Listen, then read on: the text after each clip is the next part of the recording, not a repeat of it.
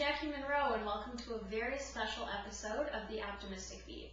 We have assembled a small focus group to watch and discuss the new documentary by Michael J. Fox entitled The Adventures of an Incurable Optimist.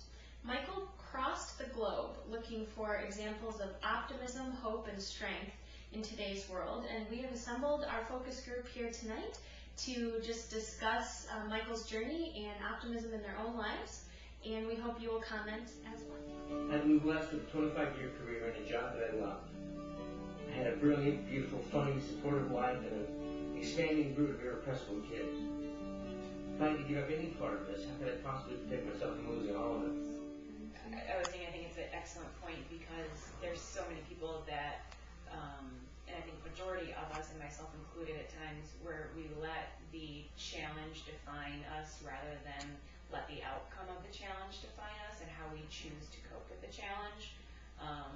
And rather than letting that take over, I can say that I'm a divorcee, or I could say, I'm a successful 28-year-old that's got new goals. And just shifting your way of thinking very generally into a positive, optimistic manner is a psychosomatic, encouraging, empowering thing. One thing that stood out to me was a quote that he had when talking to the dairy farmers about their experience fueled their optimism for what was ahead.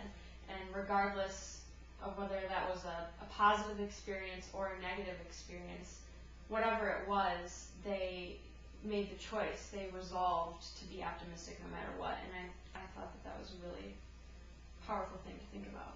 Well, also, I think it comes down to how you view things that don't go right in your life. If it's a chance to build character and learn things, then you're going to be optimistic because you're looking for those things to happen to you. Not necessarily really bad things, but it's a learning experience. It's not just something that's going to get you down and, your life is over.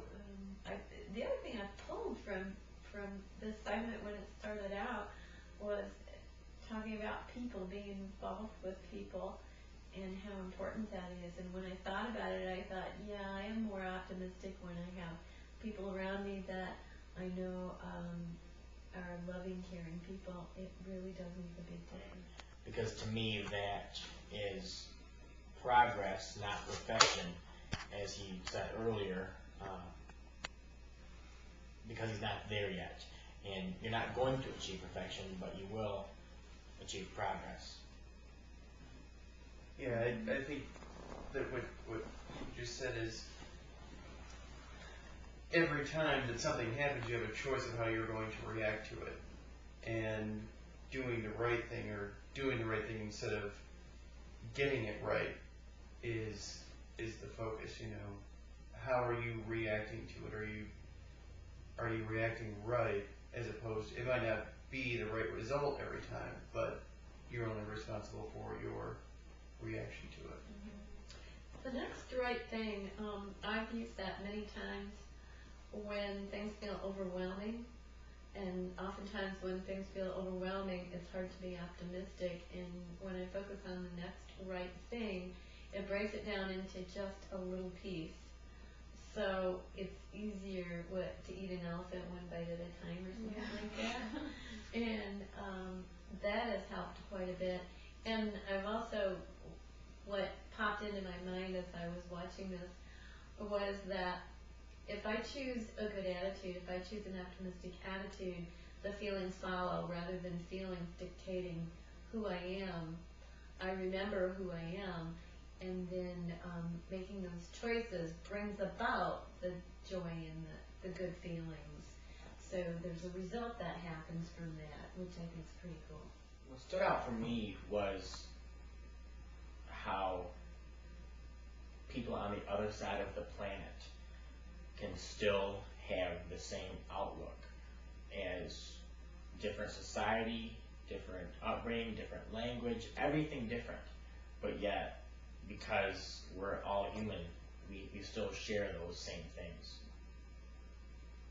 Maybe after watching his exercise, with focusing on traditionally good or traditionally happy or traditionally unhappy, I've probably put what I would classify as being a pessimist in a little bit of perspective, and it's inspiring to see someone who has a disease that will kill him and will completely debilitate his life, really trying to look at the good in everything, and not just look at the good in everything, but spread it out, and taking the opportunity that he has as a celebrity and having money to not only fulfill his own life, but to create a foundation and to put something on television and in writing so that other people can benefit. There are plenty of celebrities with diseases that have chosen to make them private, rather than share that experience and perhaps give inspiration to other people. So as someone who might be maybe on the other side, but hoping to get towards the light, I appreciate someone with that extreme amount of optimism reaching out to someone who maybe has a little bit less.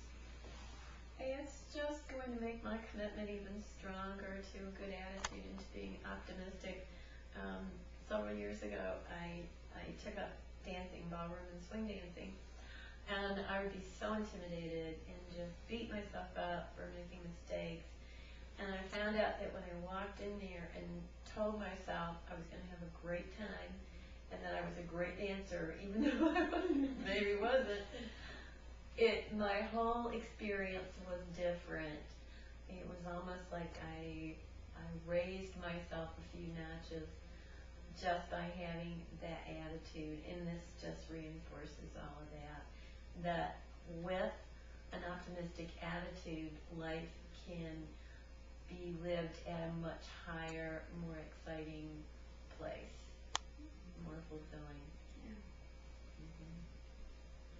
For me, in my personal life, I have gone through, in the last 12 months, I've had some personal struggles and some things that have affected me greatly. And for me, his message of hope is good, because